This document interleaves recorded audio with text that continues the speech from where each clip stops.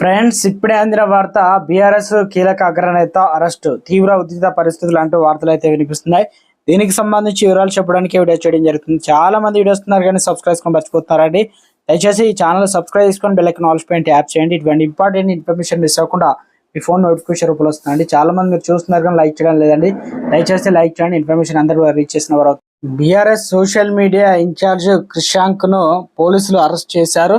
కొత్తగూడెం నుంచి హైదరాబాద్ వస్తుండగా పతంగి check post వద్ద పోలీసులు ఆయన్ను అదుపులోకి తీసుకున్నారు. చౌటుప్పల్ పోలీస్ స్టేషన్ కు తీసుకెళ్తున్నారు అంటూ శ్రీశాంక్ ట్వీట్ చేశారు. తన కారు ముందు సీట్లో సీఐ కూర్చున్న ఫోటోను శ్రీశాంక్ షేర్ చేశారు. పోలీసులు తనను ఎందుకు అదుపులో తీసుకున్నారో తెలియడం లేదని శ్రీశాంక్ పేర్కొన్నారు. నిన్న శ్రీశాంక్ పై హైదరాబాద్ పోలీసులు కేసు నమోదు చేశారు. ఓయూలో కరెంటు వాటర్ సమస్య వల్లే హాస్టల్ క్లోజ్ చేస్తున్నారని తప్పుడు ప్రచారం చేశాడంటూ శ్రీశాంక్ పై కేసు నమోదైంది. ఇంకా ఫేక్ ప్రకటనలు పోస్ట్ చేశారని కూడా ఆయన పై పోలీసులు అభియోగాలు మోపిస్తున్నారు సమాచారం. ఓయూ చీఫ్ వార్డెన్ ఫిర్యాదుతో శ్రీశాంక్ పై కేసు నమోదు చేసినట్లు తెలుస్తుంది.